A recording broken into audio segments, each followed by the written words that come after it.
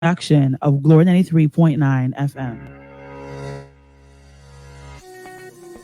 Today can be the turning point in your life by making a simple decision. Fundamental questions of navigation. Where am I? Where am I going? And how do I get there from here? I invite the leaders of our planet to ask themselves these three questions before they make any crucial decisions. But if you don't make decisions, you're going to stay right where you are.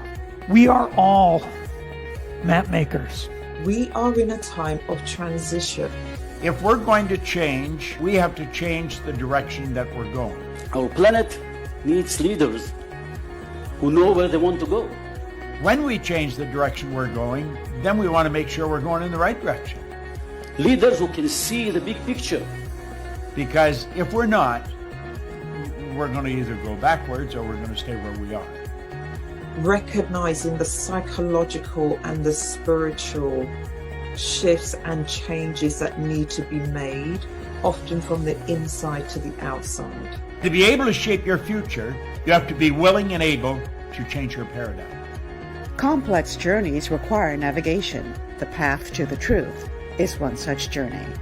This is your GPS. Hairstyling services provided by J.D. Edwards Salon and Spa, Palmdale Shopping Plaza, Madera Street. Accessories provided by Chevette Williamson Jewelry. Standout jewelry for standout women. Wardrobe provided by Bahari Bahamas. Visit shopbahari.com.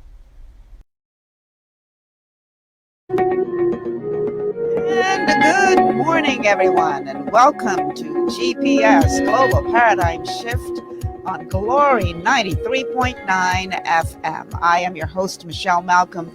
As always, it's a pleasure to be in your company. Thank you so much for joining me today. Today, we are going to be looking at part 2 in our Taxation series. I'm calling today's show Robin Hood in Reverse.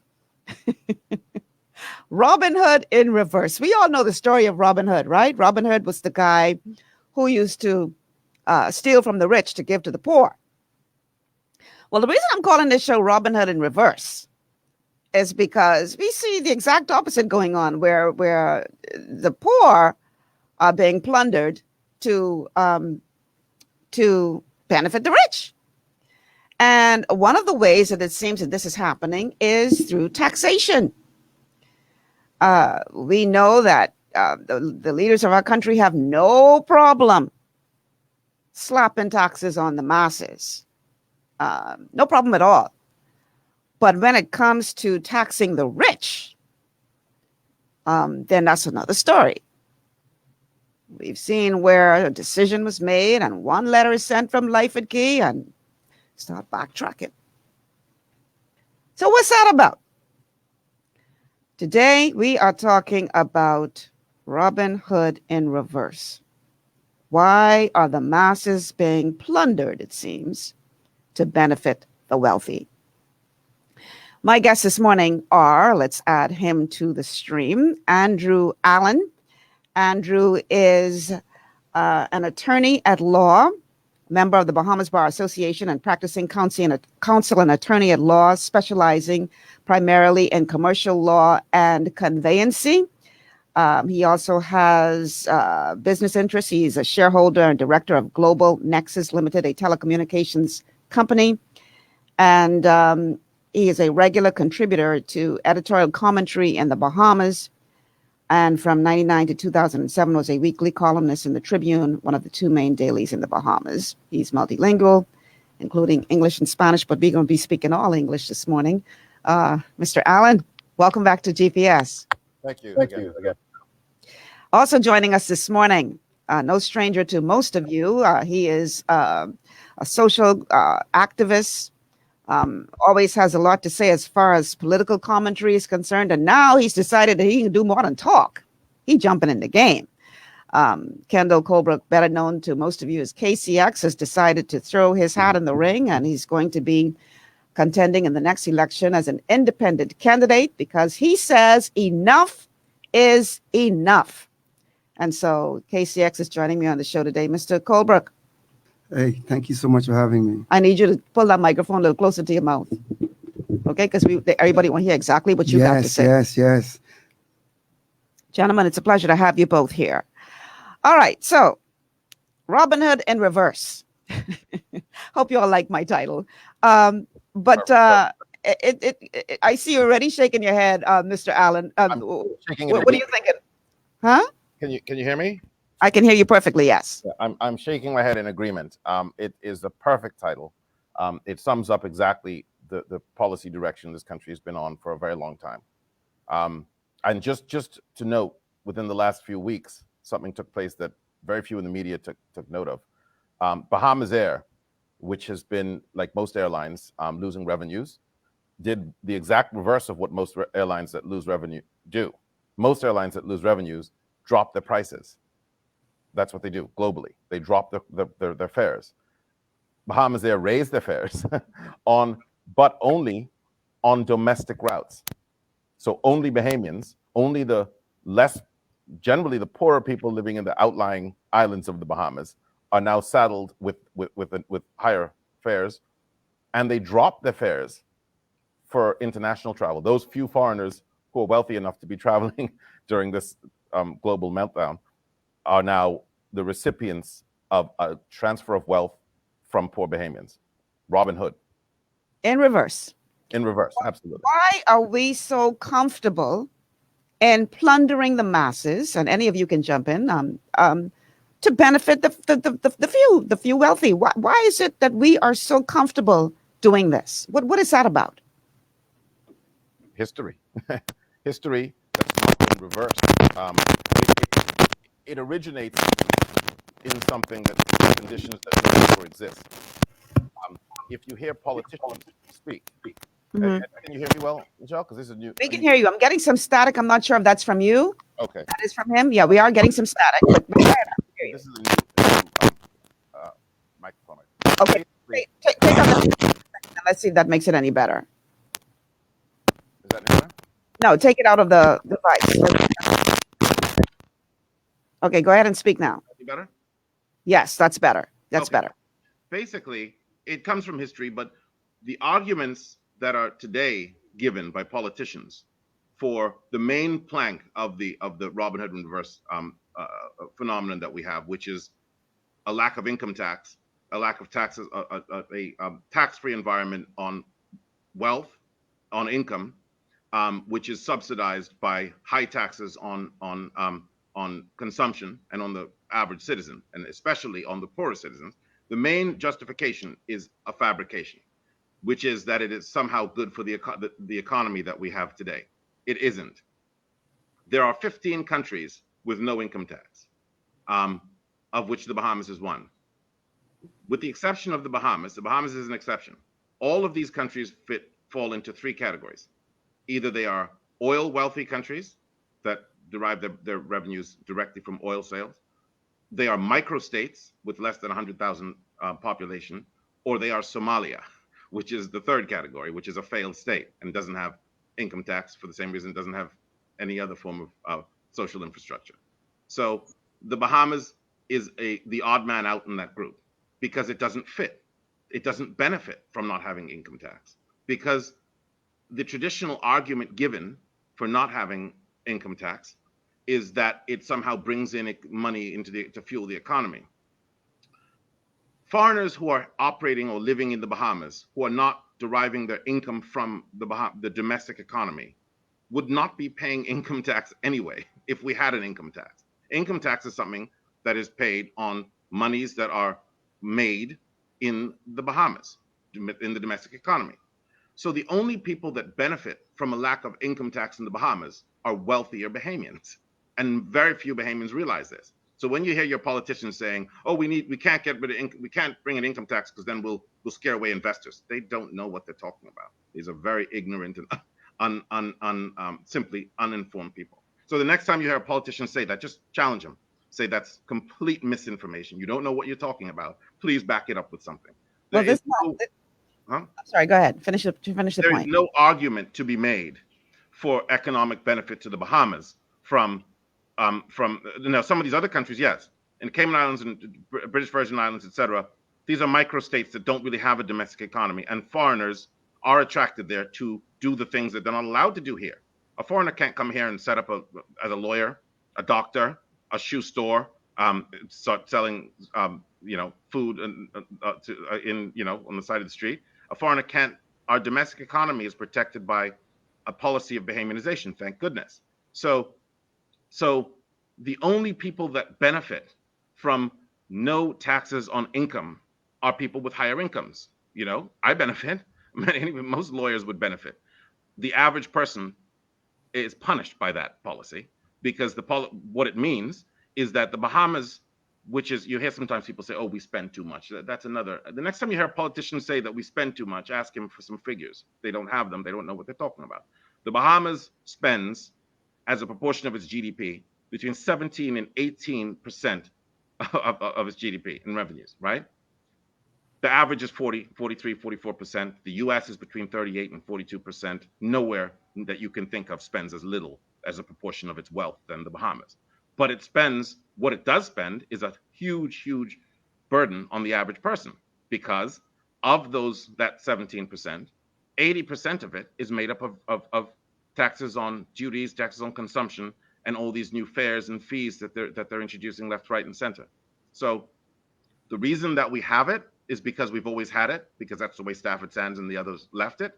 And under them, we had a different economy. We didn't have Bahamianization. So it would have prevented foreigners, it would have attracted foreigners here who wanted to come here and set up in the professions and all the rest. Today, that's prohibited. The only people that benefit from no taxes are wealthier Bahamians, essentially. No taxes on income. No tax real property, or low tax on real property is a different issue. So one of the things that you said a moment ago is that it needs to be challenged. And the gentleman sitting with me in the studio is known for challenging the status quo. So KCX, let's get you in on this conversation. You heard what Mr. Allen just had to say. In your view, why is it that our leaders are so comfortable? And we're not just talking about this present administration, but why is it that our leaders are so comfortable in plundering the masses in order to benefit the wealthy few? What are your thoughts on that?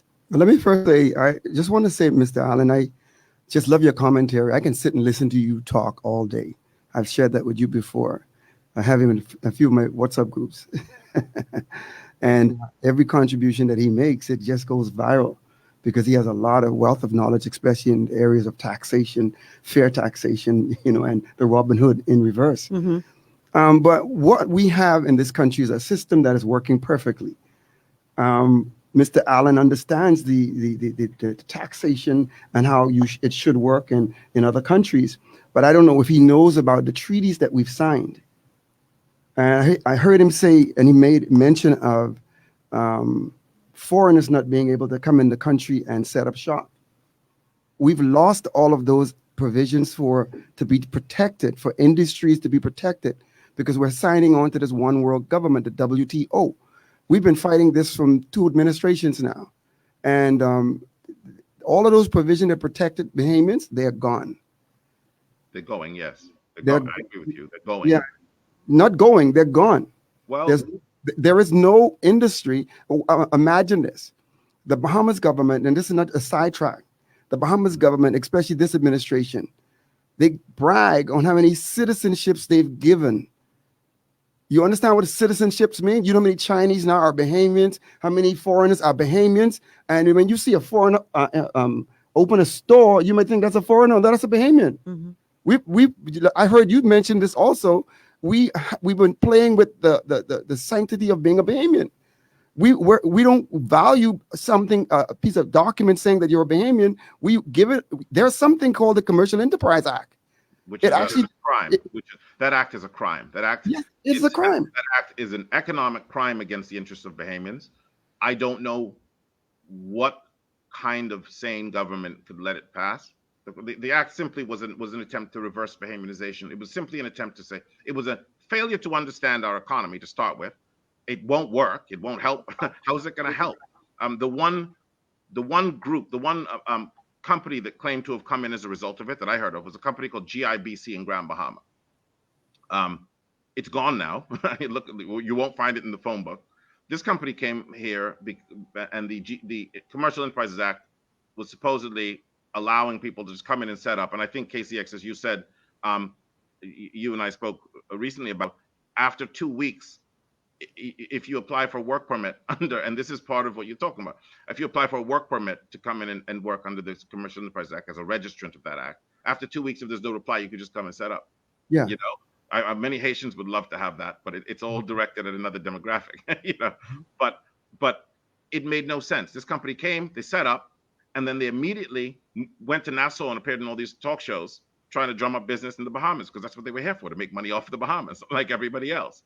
And they fooled the government into thinking they were coming to bring money to the Bahamas. They were coming to make money in the Bahamas, to compete inside the Bahamas. They were a company that specialized in giving in business solutions to businesses, letting businesses find new ways of you know, online and sort of digital marketing, etc. And they immediately started reaching out to Bahamian companies as customers. And now it's gone. I mean, I don't know why, but they certainly didn't bring any impact to the Bahamas.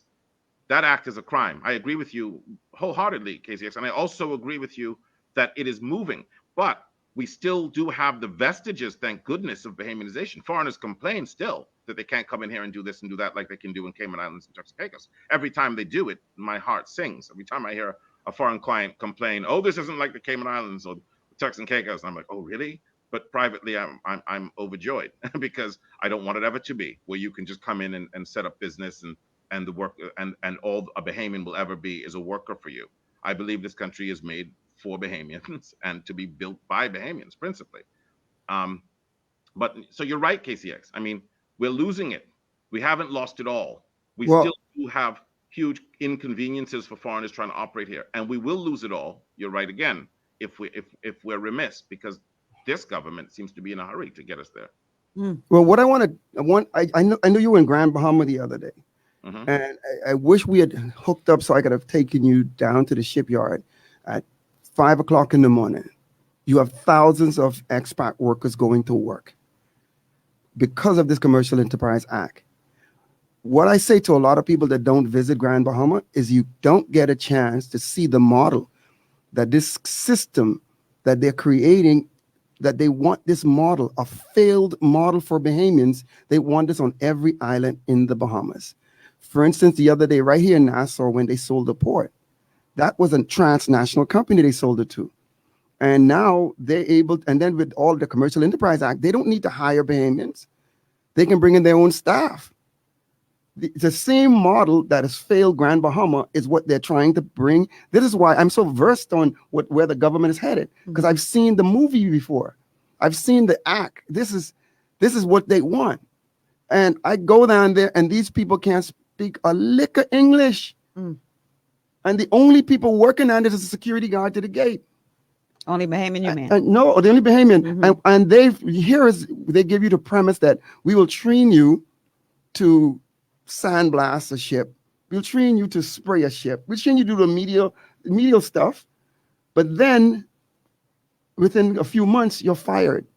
Under the previous administration, and this is what I tip my hat for, they trained over 600 young men and women for those jobs. When this administration came into power, that program was stopped and every one of those people were let go. Young men and women. When I confronted Mr. Turnquest on a platform, and I said to him, I said, how do you justify our young men and women staying at home while all of these people are coming to this country and working? And he says these words: are you aware that they pay national insurance? Yeah. Are you aware that they pay rent? They contribute to our economy. They keep wages suppressed because these are people that come from Peru, etc., low-income countries. They keep wages suppressed. That was what they were first brought in here for. But you know, and going back to taxes per se, Michelle, these things are always a threat that we're going to have foreign entrance into our economy. But our tax structure, basically since independence, has always been based on the false premise that that the economy is that there is no distinction between the domestic and the overseas economy in the Bahamas, which there is and there should be, and we have to maintain. Not having income taxes and yet having high taxes on, and I'll just refer you to there's a website that advertises called Global Nomad Capitalists, advertises the kind of people who go around looking for a country without income tax. And they talk about the Bahamas among the others, and they say, well, the Bahamas, no income tax, no, and very low taxes on property, which that would really be the attraction of the Bahamas, because you can't come here and, as I say, easily set up as a professional, for instance. But the main attraction is people that want to come here, buy property, and pay very little or no taxes on the property, etc. They say, although it's a low tax country for people like they're advertised to, wealthy people, once you get there, it's actually a very expensive country. What does that tell you? It's expensive on the locals all year round. It's expensive on the locals always. And the reason it's a low tax country, income tax country, the reason it's an expensive country is in large measure because it is a tax-free country on the wealthy. That's why we have such taxes on everything else. That's why we have 12% VAT. And that's why the government now is heading into an election, because they're faced with a dilemma of not being able to borrow more money. They have a huge revenue problem right now, huge fiscal problem, but they're not going to be able to borrow money because anybody they go to is going to say either cut spending or readjust your taxes. They're not going to readjust the taxes. The only way they'll readjust them is to increase VAT, and they're not going to introduce progressive taxes. And Well, they know if they cut, what's that? No, I was going to say, finish your thought, and then we'll go to the break. And so you see over and over again the same pattern repeating itself. The country gets more and more expensive for the average person, more unlivable. Wages don't go up as they should, and we keep this pretense that somehow we're benefiting from having no income tax, which we're not at all. All right. You mentioned VAT. We're going to talk more about VAT in detail on the other side of this break, and it's going to get hot, y'all. So if you haven't already done so, like and share this show. Like and share this show, because we all need to be talking about this. Let everybody know that GPS is on the air, and we are talking about Robin Hood in reverse, plundering the poor to benefit the rich. What is going on? Stay with us. We'll get on the VAT conversation on the other side of the break.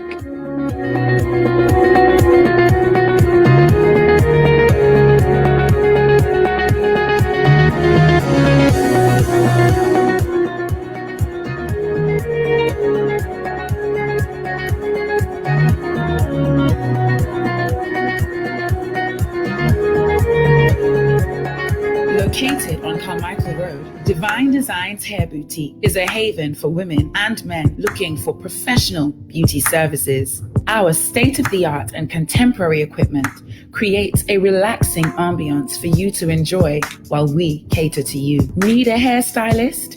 We cater to all types and textures of hair for care and styling. We even have a barber on duty. Need a nail tech? Our technicians provide a range of nail services, including the latest trends. Unwind in one of our massage chairs while you get your pedicure. With our reasonable rates, friendly staff, and over 20 years of experience, you will be in great hands. Call us at 823-1669 or 698-1025 to schedule your appointment. Wanna be pampered? Wanna be slayed? Let Divine Designs make your day.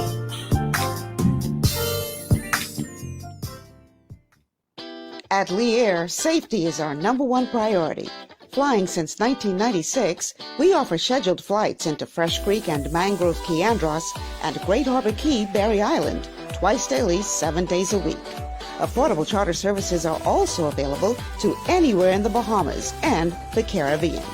Lee Air Charter Services. Call 225-3267, 702-7127, or 322-1317 for reservations. For all your building needs, it's Carib Construction and Project Management on Gladstone Road. We build it all: schools, homes, hotels, and more, including structures requiring a Phase 3 electrical contractor. We also provide project management services. The first step towards your dream building begins at Carib Construction and Project Management. Call us at 376-1556 or 341-4466. To stay healthy, it's crucial to make sure you get the nutrition you need every day. But it's difficult to get all your recommended vitamins and minerals from food alone. Even in the United States, 94% of people are deficient in at least one nutrient. Beyond Tangy Tangerine 2.0 by Longevity is a simple, convenient, and affordable way to help your body get the essential nutrients it needs. It's an advanced plant-driven multivitamin mineral complex that contains certified organic whole foods, trace minerals, and antioxidants. BTT 2.0 supports your body's natural defense system with a proprietary blend of energy-boosting and body-loving nutrients, plus prebiotics, probiotics, amino acids, and enzymes that support digestion. With an unusually high ORAC score of 8,000, you get even more antioxidants to help combat free radicals that can cause damage to your cells. But to get the most benefit and value from any multivitamin, your body must be able to break down the nutrients so you can fully absorb them. Otherwise, they'll just pass through your system without doing any good. Beyond Tangy Tangerine 2.0 was specially formulated with synergizing cofactors to ensure you get maximum nutrient absorption. Beyond Tangy Tangerine 2.0 is the easiest way to give your body the balance and complete daily vitamin mineral supplement it needs for optimal support of your overall health. To learn more, contact your Longevity associate.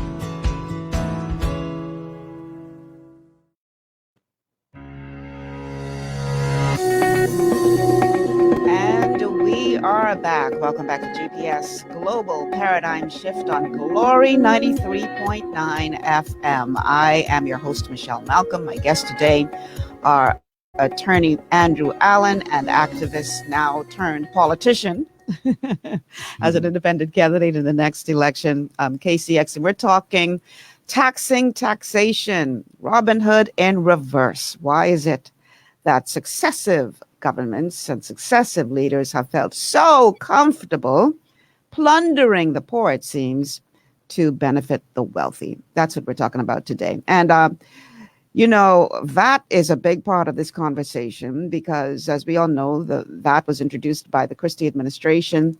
At that time, initially, he wanted to introduce it at 15%, and people told him, "You've got to be kidding." And he came in at, I think, 7.5%. And then the then opposition had a lot to say about what was wrong with this whole situation, this whole question of VAT. And they had a whole lot to say. And KCX just happened to put together a video that he sent to me. And I want y'all to listen carefully to this because this dialogue that was happening in the House of Assembly was taking place at the time that the now Free National Movement government was in opposition. They were the official opposition at the time. This was under the Christie administration. And this whole idea of VAT was being discussed in the House of Assembly. And it's very interesting now to look back in hindsight and hear some of the things that the Free National Movement was saying at the time when they were opposition, comparing it to what is actually happening now. Let's go to that clip. Prime Minister Perry Christie has vowed to detail the spending of revenue from value-added tax and present it to every nook and cranny of the Bahamas in short order. 25% of our government revenue comes from VAT. This ain't no rocket science. I mean, what's so hard about that? A grade one student could understand that. If his numbers are correct, that means that the Treasury is collecting at least $2.4 billion a year, which means that we should be operating a surplus and not a deficit, which means then that the budget that we came here to debate, which says that they expect to collect $1.9 billion, is off by some $500 million, according to his poor math. And I am hurt because the children who were just here today, who look up to him as the Minister of Education, they expect him to know math. And he doesn't even understand that the figure he gave just now totally blows a hole into the budget projections of this very same government. You cannot say that it paid for these things that the Bahamian people know we borrowed money for and that we are paying the price for today in our junk status rating. You can't say that, Mr. Speaker. And Mr. Speaker, the Bahamian people have a right to ask the question, where is the VAT money going? Because that's not the premise that they were sold for the implementation of it. They said it was going to reduce the debt. matters that we will show, right? And we will detail it, we'll present the graphs, and we'll present it in every nook and cranny of the Commonwealth of the Bahamas. So nobody has to ask where the mad money is. Yes, sir. Well, here's the bottom line. The Bahamas government is about to announce that we are going to have to pay more taxes. Bahamians, we don't know where our tax dollars are going now. Over $8.5 billion has been collected since 2015, January 1st. Let us do our part. Let us ask them, where is the VAT money? From 2015 to 2020, the Bahamas government has collected over $8.5 billion in value-added tax, and not one penny was paid on the national debt. Remember, that was the reason the government asked us to sacrifice, to pay more money, to pay down the national debt, and not one penny was paid on the national debt. So why should we have to pay value-added tax? And why should we agree to pay more? If the government can't give an account, give us an account on where the VAT money is gone. That's all we request.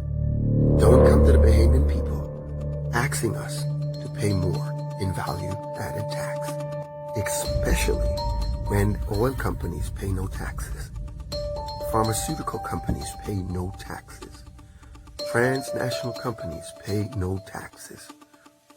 It is ludicrous. Time to change the system where only the poor people pay taxes in this country. So just as a disclaimer, that is a video that was produced by KCX. So all the commentary you see in the video about who was the best MP and all that kind of stuff, that's KCX, okay? But that video, oh my God. I mean, let's honestly now, when you hear the then opposition talking, and you now fast forward to 2021, and that opposition is now the government, and we still don't know where the VAT money going. Remember, that was a big slogan that helped them to win that last election. Where the VAT money gone? That's all you was hearing. They came into power, and then they had to admit that money was not stolen as they thought, as they were not, I shouldn't say thought, as they were sort of inferring during the election campaign. But the question still remains, even now that they are in power, where the VAT money gone again? So this is something I need us to look at, because I am hearing rumblings. I think, Mr. Allen, you were the one who brought it to my attention, that they're now talking about raising this VAT again. They would like to. They would like to. So what, where's the money going? $8.5 billion with a B? And we are not getting any accounting for where this money is going? Right. I would look at it somewhat differently. I look at it like this. All monies in the Bahamas go into one place. They go into the consolidated fund. Right. So all taxes here collected, we don't have all these different taxing authorities that are separately, dispensing funds. They all go into the consolidated fund, right?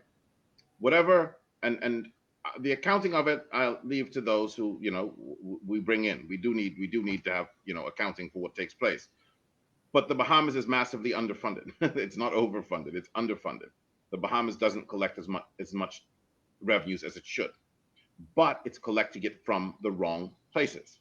And this is what neither side of the political arena seems to understand, that when they talk about sacrifice, there is absolutely no reason in the world for the middle or lower class Bahamians to sacrifice anything. They are paying more than they should be paying. If anything, taxes should be readjusted to be reduced on the poor and the middle class, because they are paying above international norms, while the rich are paying vastly below international norms. And as KCX rightly says, some of these companies come in and are paying no taxes at all. None, I mean, you have a situation where, and nobody in the government seems to, as I say, they don't seem to think about things very, very hard. You have the Minister of Tourism boasting that, which one of the cruise companies? Is it Holland America? Whichever one has that Coco Key and Berry Islands. That is their number one destination on the planet Earth. They're boasting. and yet they have a 100% tax concession on VAT for how many years? They have tax breaks. Why does somebody need a tax break to come and make a killing? It doesn't make any sense. Of course, they'll tell you that if they can get away with it, and their shareholders can get even more money. But the tax concessions given to multinationals operating in the Bahamas are obscene. Romy Ferreira just said so yesterday in Parliament. However, the government that he's a part of, he said that BPL deal was, I think, the worst oil deal in history. How little we were getting out of it. But the government that he's a part of was endorsing it and pretending as if they couldn't do anything about it. The previous government obviously negotiated a bad deal. Because politicians of both stripes follow an agenda. Well, as you know, I make a big distinction between the two parties. I think one knows what they're doing, and their intentions are bad, and the other one doesn't, just lost. The FNM, they're working for people whose intentions are who are served by this kind of setup. They're working for people. They're funded by people who are served by this kind of setup. So the FNM isn't going to even pretend as if they're going to introduce income tax or anything. Now, why the PLP follows, I don't quite know. My only thought is that they Mr. Ingram had a very powerful political persona in the Bahamas, and I think that to a certain extent that has his influence sort of reached into both parties to some extent, because the agenda since '92 is we're still living in a world crafted by Hubert Ingram's economic philosophy, and that economic philosophy was deeply. KCX, what are your thoughts on this? It's amazing. He mentioned Hubert Ingram. Hubert Ingram is where it really started in 2001. It was negotiated in 2019. Again, I love this conversation because he's talking about the taxation, and he's not able to distinguish. He is able to distinguish the difference between the two administrations. But what happened is back in 2001, when we made a cession to become a part of the One World Government, the WTO, these things were these are ironclad deals. You can't get out of them. So no matter how bad you might want, or I might want the PLP, because I campaigned and I campaigned and I voted for them. And when you come across information, you got to make an adjustment. And because they can't, these are binding agreements. If you go back even before 95, we were operating under something called the GATT, the General Agreement of Tariff and Trade. And those agreements were not binding, and they didn't have a non-discrimination policy that you had to get every country the same treatment, so that the most favored nations. So we didn't have to do that, but now we have to do it. So no matter who takes over in any one of those political parties, they have to follow suit. I know if you saw the video I put out with Hubert Ingram on the stage, and he said, "You understand that the FNM sold BTC, but you understand that the PLP had to sell it too. They were going to sell it because one of the prerequisites in the WTO is you have to liberalize your telecommunications, and that. But we're not in the WTO. No, I'm saying once you make a cession to it, you got to liberalize your. What I disagree with is that what I did is I showed the document. Mm-hmm. I showed the documents. I shared it with you also. Mm-hmm. That these are agreements. What we must understand that the Bahamas even pays to be a part of most. Are you aware that the Bahamas pays to be a part of the IMF from 1973? Yeah.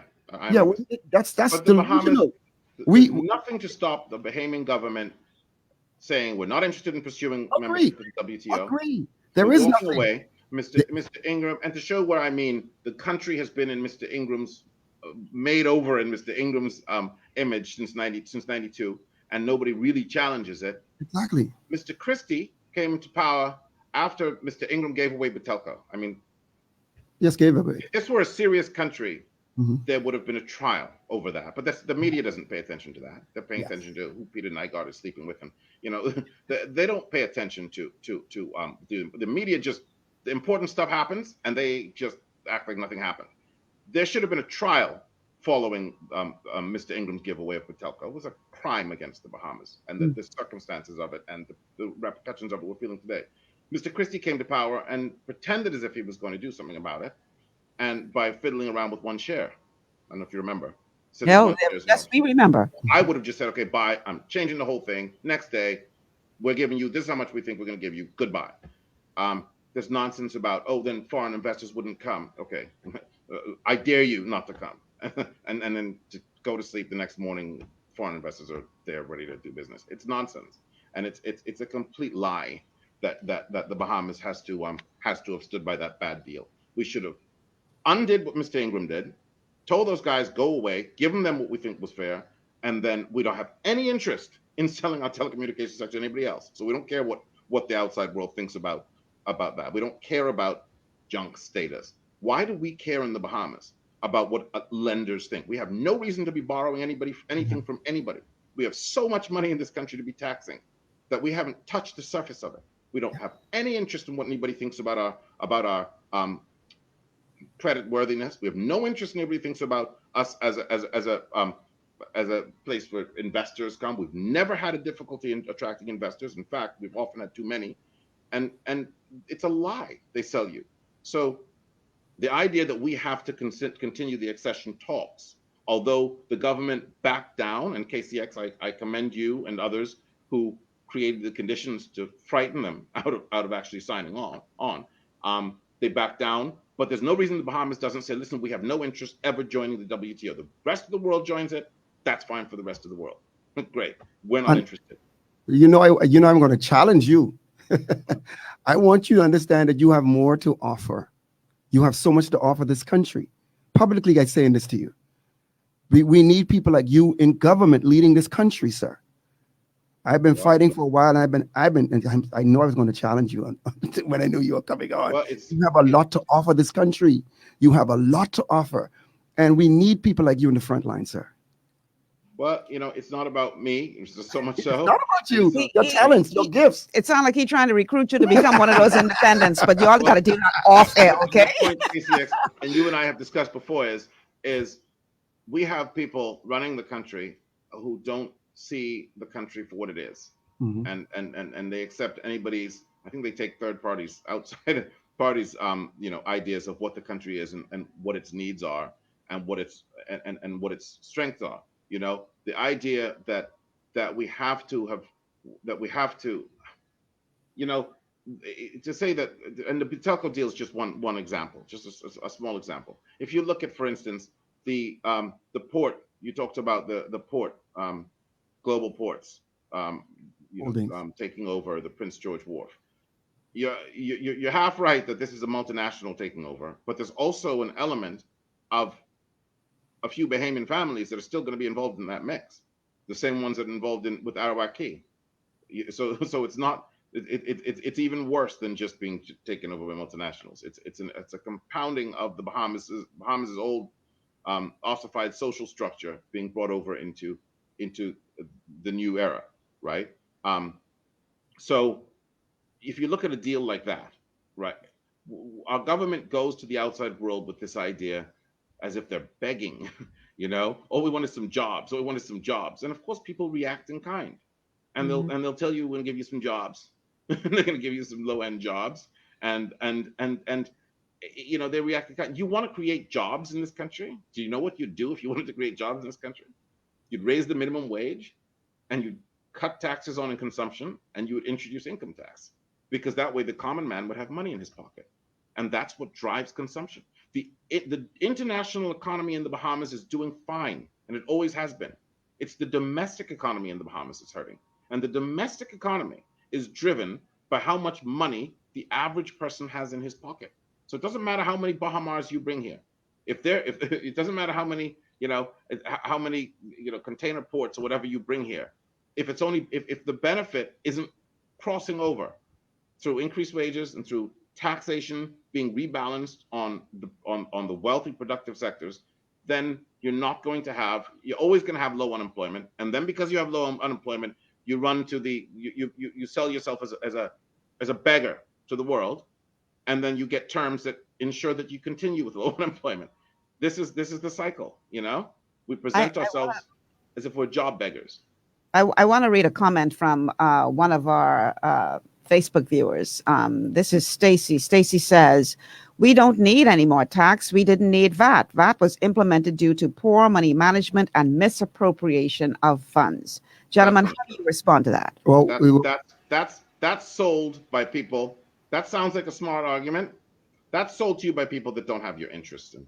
That's sold to you by the very rich and their agents. They tell you the only problem is people are mismanaging. You have quite enough money. No, we don't have enough money, tax money in this country. I agree that you don't mismanage it when you get it. VAT was introduced because the government has a preference for taxing the poor over taxing the rich. That's why VAT was introduced. There is a serious need for the Bahamas to raise the level of income that it makes relative to it. This is a wealthy country. It's not a half wealthy country. It's a truly wealthy country. It's a very expensive country. Everything is inflated in the Bahamas. Haven't you seen that? I mean, look at the cost. Walk into a food store. Everything's inflated. We need our revenues to reflect our status. Even if they were 30%, way below world standards, we'd have vastly more money in our coffers. Our schools will be better funded.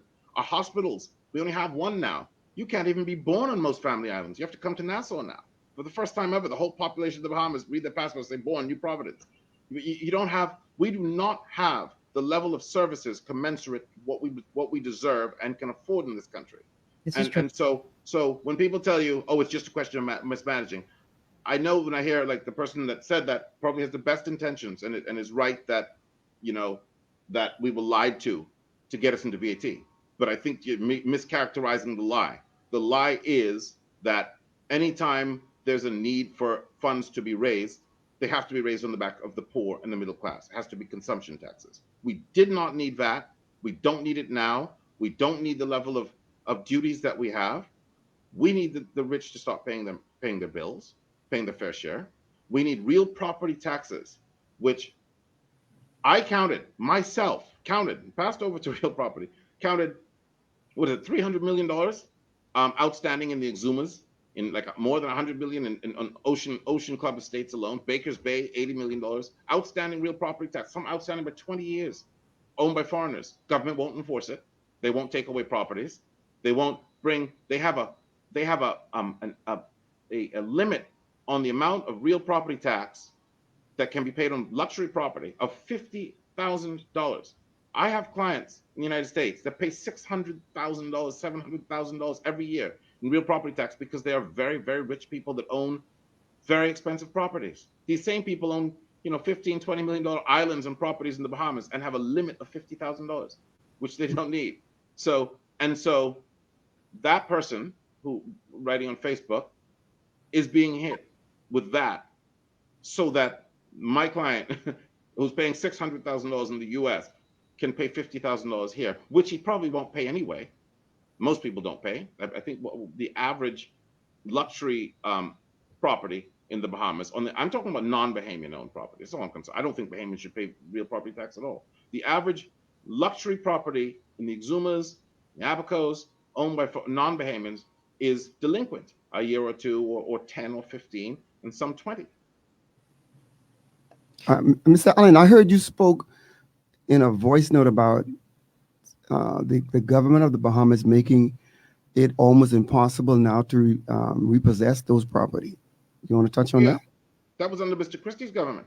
See, and so it's not truly, it's not all political. I mean, I think this is, as I say, the thrust that this country has taken since '92 is being repeated by both parties. The PLP doesn't do enough to reverse it. In 2015, see, and these are things. I mean, how could nobody brought this to the attention of the media? 2015, a little provision was introduced in the Real Property Act. I'll find it for you later if you like, Michelle. And it was something that I found because one of our local law firms was boasting on their website to their foreign clients. Now, so long as a property is 100% foreign owned, the treasurer has no more power to seize it. Repeat that again. For non-payment of real property taxes. Repeat that, Mr. Allen. Now, because of a provision introduced to the real property tax in 2015, boasted about on Higgs and Johnson's website, you can look it up, right? They're telling their clients the Bahamas is modernizing its real property tax act so that a property that is real property tax delinquent, the treasurer will no longer have the power to seize, power of sale over that property, so long as it is 100% foreign owned. That's the country we're living in. And the media, do they talk about it? I mean, the mainstream media, do they talk about it? You talk about it, Michelle, thank goodness. But do you see that in the front page of the main dailies? No, it's not. It's not. Either they tacitly agree and approve of this kind of setup that we have, or they just don't know because they're interested in short-term narratives. But yeah, that's the case now. Now you actually can't. Bahamians are actively discriminated against. On top of that, the government started talking about a year ago about finally coming after people for real property tax in a hard way. With, you know, they didn't say it, but obviously the power of sale is always the ultimate threat. But the catch is only New Providence. Now, what's different about New Providence and the rest of the islands? New Providence today, where the bulk of the Bahamian population live, so you're going after people's family homes, residential homes. The out islands, most properties, New Providence is where Bahamians pay real property tax. On the out islands, rightly, because of a previous government, Bahamians do not pay real property tax on properties owned in the out islands, right? Only foreigners. I want you to pause a minute. We have a call coming in and I don't want to lose the call. So caller, welcome to GPS. JT and Michelle. Hi, good morning. Good morning to your guest. I didn't catch your Mr. Munning's full name because I tuned in late. Whose full name? Mr. Andrew your Allen. second guest. Oh, Mr. Andrew Allen. Yes. Oh, how you doing, sir? How you doing? That's my mother's maiden name, so you're almost right. Okay, understood. A couple of things that jump out at me as you were talking, Michelle. First of all, I don't understand, other than either stupidity or deliberate intent, why a government of the Bahamas is going to, as Mr. Allen just mentioned, about Higgs and Johnson's website. Was it, sir?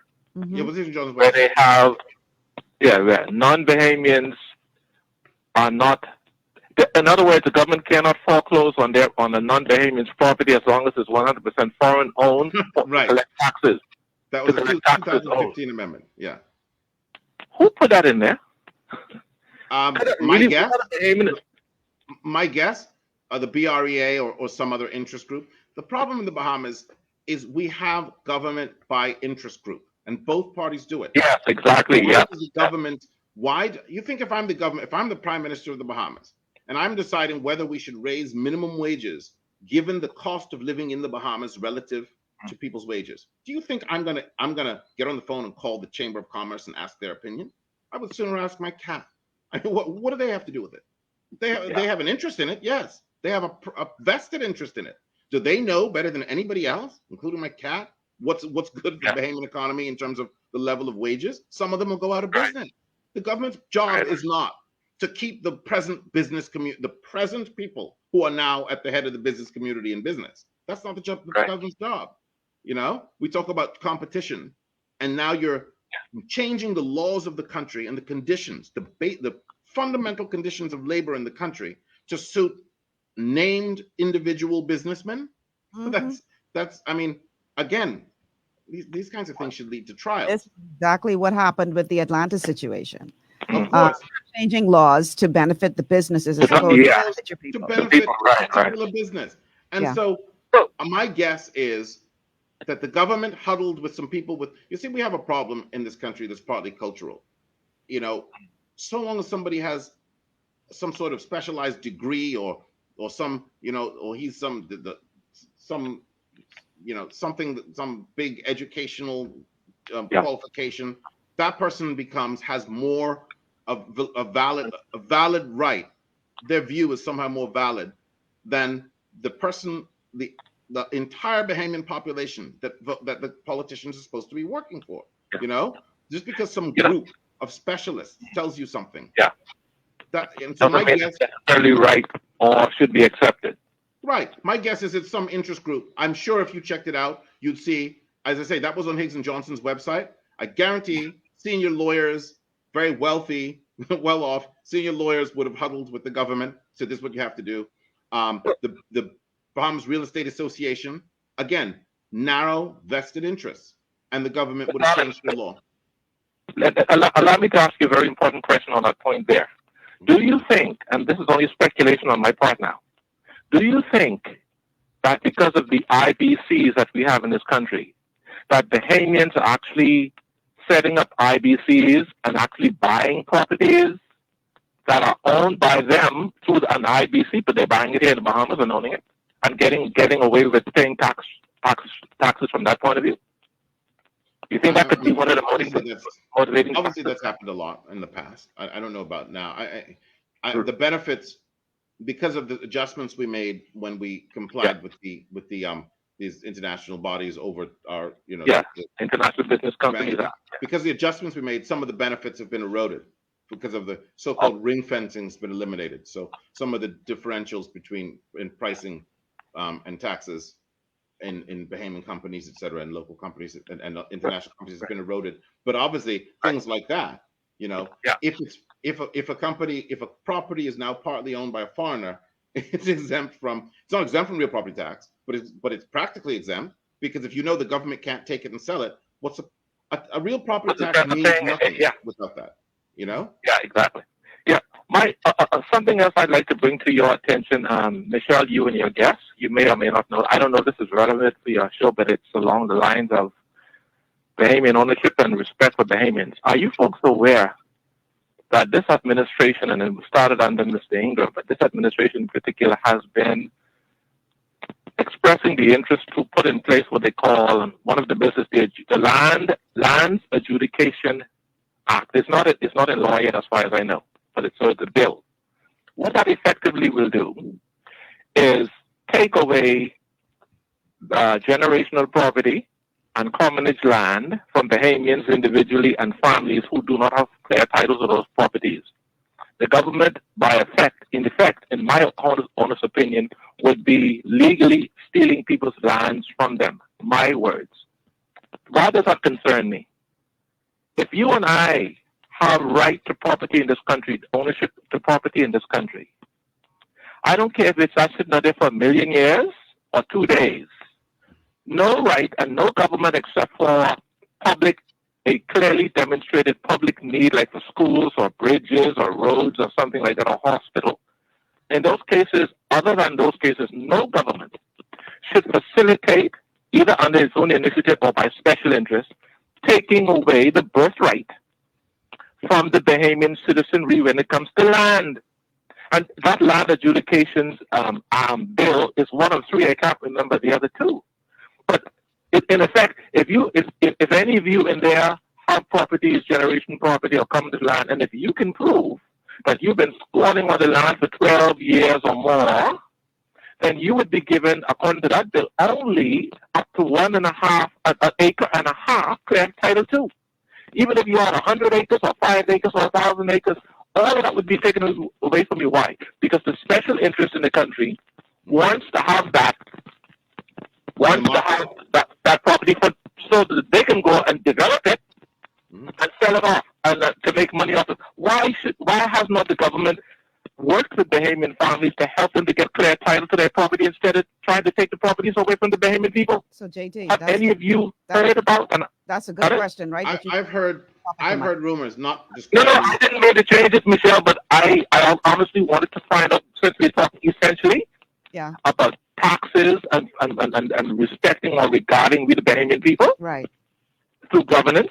That is what prompted me to mention that, because to me that is essentially along the same lines. When you're going to allow a foreigner to if he 100% owns the property, you can't take his property to recoup the property taxes that he or she owes. Right. I mean, you're taking money out of my pocket as a taxpayer, out of your pocket, because the foreigner is not allowed or can't be penalized, but you're going to penalize me. But yet, while the government's going to penalize me for paying tax or higher taxes on me, they yet want to take away my birthright, something that I can use to make a living off of. That is why we're calling it Robin Hood in reverse. But we got to take a break. Thank you, JD, thank you so much for calling, JT. We got to take a break. And then when we come back, we're going to look specifically at the question of income tax. Why all the resistance to income tax? We're going to look at that on the other side. Stay with us.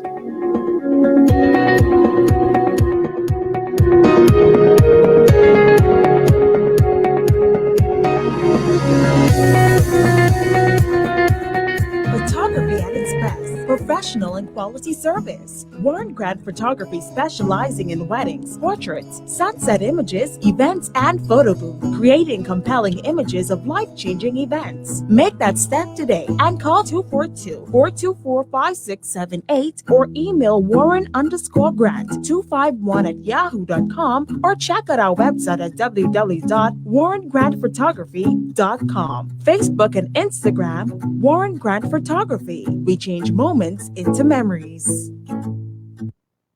Ocean blue is the best in seafood, hey, hey. Fresh out the water and affordable too, yeah. We got fish, conch, lobster, shrimp, everything you want, Ocean Blue got it. Ocean Blue, friendly and clean, best service you ever seen. Ocean Blue is the best in seafood, yeah. Fresh out the water and affordable too, yeah. Ocean Blue Seafood, we are here for you. Ocean Blue Seafood, no one else will do. Ocean Blue Seafood, located on Burnett Road. Contact us at 393-2160. Horton's Car Rental and Auto Sales, Robinson Road and 5th Street, The Grove, is your premium choice for affordable transportation. We have reliable cars at unbelievable prices. Ask about our daily rates, starting at $50, and our weekly rates, starting as low as $280. Call us at 437-4017 or 676-3977. Horton's Car Rental, your premium choice for affordable transportation. Looking for an extraordinary junior high school with caring, qualified staff and affordable tuition? Then come visit us at Elite School of Excellence, an affiliate of First Step Academy. ABECA-focused and Ministry of Education approved, we foster discipline, integrity, and wisdom while molding our students for success. Call us at 341-8846 or stop by First Step Academy Schools on Fire Trail and Soldy Roads for more information. Escape from the city life to Bacon Air Beach Resort in Piratesville, Mayaguana. Relax in one of 16 air-conditioned rooms just steps away from the ocean. Enjoy scrumptious dishes in our waterfront dining room. Sip on a tropical cocktail, or if you must, stay connected with wireless internet. Nestled on one of the most beautiful beaches in the Bahamas, Bacon Air Beach Resort offers a unique vacation experience. For reservations, call 339-3726 or 463-0182. Understanding your microbiome, also known as your gut ecosystem, can change everything you thought you knew about nutrition, digestion, immunity, and metabolism. Keeping your gut ecosystem healthy and balanced is essential. Ultimate Microbiome by Longevity was specifically formulated to optimize this ecosystem. It provides the advanced support your gut needs through prebiotic, probiotic, and postbiotic supplementation. Our unique blend of probiotics includes Lactobacillus and Plantarum, healthy bacteria that can help prevent harmful bacteria from taking over your gut. Increasing your gut's population of beneficial bacteria creates a more balanced gut microbiome, which has been shown to aid in weight loss, skin health, sleep, mood, and may even help with seasonal allergies. Ultimate Microbiome also promotes the production of postbiotics.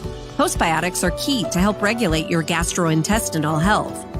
To enhance digestion, Digizyme Multi-Enzyme Complex, a blend of 5 specific enzymes, has been added to Ultimate Microbiome. It can help break down food so your body can better absorb nutrients. Plus, we've added our proprietary I-26 Hyperimmune Egg Powder to aid in the elimination of disease-causing gut bacteria and help your body balance its immune response. Ultimate Microbiome, the scientific, proprietary, and holistic approach to gut health that helps optimize your body's entire gut ecosystem. To learn more, contact your Longevity associate.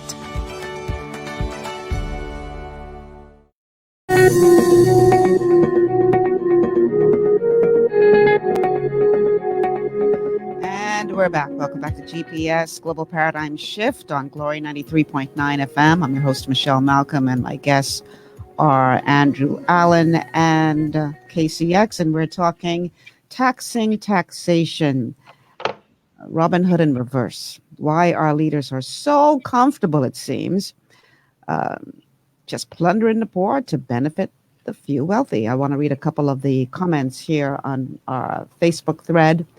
Let's see.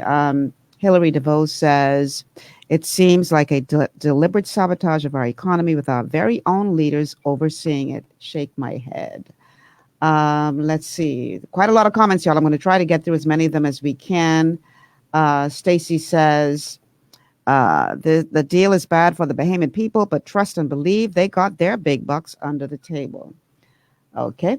Bertha says, the government collected the most tax dollars than every government in history of the Commonwealth of the Bahamas, and nothing to show for it. Mind-boggling. Let's see. Oswald says, Michelle, one of the problems with our political leaders, past and present, is they have been leading our country scared. That's an interesting concept. Okay. One more from Isaac.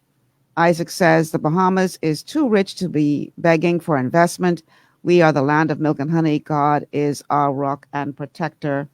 And we'll take one more from Sylvie. Both governments' negotiating skills for the benefits of its populace is deplorable and points to ignorance on the item or service being negotiated on. Honestly, Sylvie is quite correct as it relates to the negotiating skills. I don't understand why our governments don't try to get some kind of arbitrator who can be the go-between, because time after time we find out after the fact what has been negotiated on our behalf, and it leaves us holding our head saying, what in the world were y'all thinking?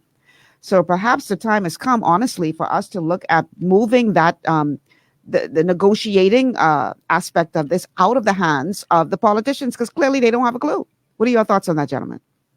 One of your posters said why we didn't need value-added tax. And why I like this show today is because Andrew Allen, he comes from a certain direction. I come from the other direction. I come from the globalist direction, and I know what the agenda and the end game truly is. When we become, God forbid, if we were to sign on to the WTO, the World Trade Organization, we would have to reduce the taxes at the borders and lose about 80% of our revenue. That was the main reason for the VAT implementation. The government had to find another way without taxing the rich people in this country because of the system that we're in, also find a way to replace the revenue lost at the borders. And trust me, the only people that are paying these are us, the poor people, and the average citizens, the middle class. Year before last, in 2019, the government of the Bahamas, listen to this, during a hurricane season, the hurricane year, the government of the Bahamas boasts that this was a record year on tax collection in Grand Bahama. They boast that they made $19 million in value-added tax alone off the backs of the port during a storm-riddled year. So it's the system that they have designed that is working perfectly. And when I hear a conversation as if, why are they doing this? These people know exactly what they're doing. You hear them use terminologies, and understand this. I know you've just heard these terms like single window market, government procurement, quick to clear, single window market. All of these things are government procurements. These are language of the WTO. Everything that I just said, all you put is WTO in the front of it. Google it. WTO. Click to clear. WTO. Single window market. WTO. All of these things are geared towards a one world government, a WTO. This government, and I say government because it's both administrations, they have sold us out. And I stand on my word. I can prove it. This is what we've been fighting against all of these years. From 2001, this is the only country where it's taken this long to become a part of it because of our advocacy against it. The government can't do anything. And mind you, they can, but they refuse to. Trifina has a comment on Facebook that is sort of reinforcing what you just said, KCX. And what Trifina says is it's deliberate intent, everything they do. Do you gentlemen believe, well, Alan, let's hear from you, Mr. Allen. Do you believe that it's deliberate intent? I think insofar as what Casey has just mentioned, the border tax being replaced by something other than a tax on the wealthy, and yet still a tax on the poor, but avoiding the border tax, because that is the WTO's main object is to bring down taxes, border taxes, barriers to trade and entry, right? So yeah, that is true, and so they do know what they're doing when they do something like that. I question whether the average member of parliament or the average prime minister even understands what they're doing in terms of its long-term effect and short-term on the Bahamian economy, because it doesn't really benefit them. There's a reason why we've had one-term governments since 1997. That was the last government. The one elected in 92 was the last two-term government. There's a reason for that, because the Bahamas has been on a downward trend when it comes to the average person's living standards vis-a-vis the cost of living. And the average person in the Bahamas is fully aware that he's living in a wealthy country. It's not Jamaica, and it's not some of the other Caribbean countries. The average Bahamian knows the country's wealthy. And he also knows that his disposable income is being more and more compromised by a cost structure which is completely out of whack. And all of this comes from the same place, from these same policies. So I think they know what they're doing in the short term. I think they think, for instance, somebody tells them, oh, this is what you're supposed to do to join WTO. Everybody's joining the WTO. It's the modern thing to do. And so they think, okay, well, you replace VAT, you replace duties with VAT. But do they know what they're doing to the Bahamian economy? I don't think so, because if they did, they'd realize that you're not going to have. I mean, whoever's holding the government at the time of every election is thrown out. You know, this is a manifestation of public anger, and when the public gets angry, they don't necessarily even know what they're angry at. They don't pinpoint the policies in particular. They're angry, and you know, you had this situation in the United States. The country could have gone to Donald Trump, or it could have gone to somebody like Bernie Sanders. People's anger is manifested in different directions. You know, the same thing here. People know there's something wrong, and they've known that for 30 years. When we had the pending government in power for 25 years, 25 years. But since 97, that government elected in 92, we have not had another government reelected, because the things that are causing the pain to the average person are being compounded, and these are the very things. The VAT. I agree with you. I dare say that for the last 2-3 elections, people have not been voting for a government. They've been voting against what they don't want anymore. Yeah. That is exactly what's been happening. I want to go to a couple of comments, and then we're going to play our next clip. This one says, this is Isaac. He says, this is intentional. They have clause in those bills for a reason. There's absolutely no excuse. That's a comment from Isaac. Dwayne says, I am now locking on this show. I would not watch another The Hottest on the Airwave. Well, thank you, Dwayne. I want you to still watch National Access, though. We call this double play for a reason. Adrian Francis and Jonette come on from 9 to 11, and then I follow up from 11 to 1. So watch everybody, okay, on this station. Nobody else station. But check us all out here on Glory 93.9 FM. Dwayne says, boy, Bahamians, if y'all don't love this show today, something is really wrong with us. Real topic, real situation, a real host that brings the real info to us. Thank you for the love, Dwayne. I appreciate that. I like this one. Chantel says, let's call it robbery without a gun. Okay, so listen, we all know it. You know, some of us try to pretend that it's not the case, but we all know that they scared to tax the rich. They scared. My philosophy is that the rich are the puppet masters who controlling them on a string, and when they say dance, they have to dance, and so they don't want to do anything to cut those strings. And I have my own personal reasons why that is the way it is. So we have to ask ourselves the question, why are they so afraid to tax the rich? And I'm going to let you respond, Mr. Allen, after this clip. Let's go ahead and play the clip, please. Clip number 3. What are we going to do about taxation in this House? Because there cannot be any way that we will justify discrimination against Bahamians in this day and age. Bring the debate these guys don't want, the debate on income tax, that the FNM doesn't want because it goes against their constituents.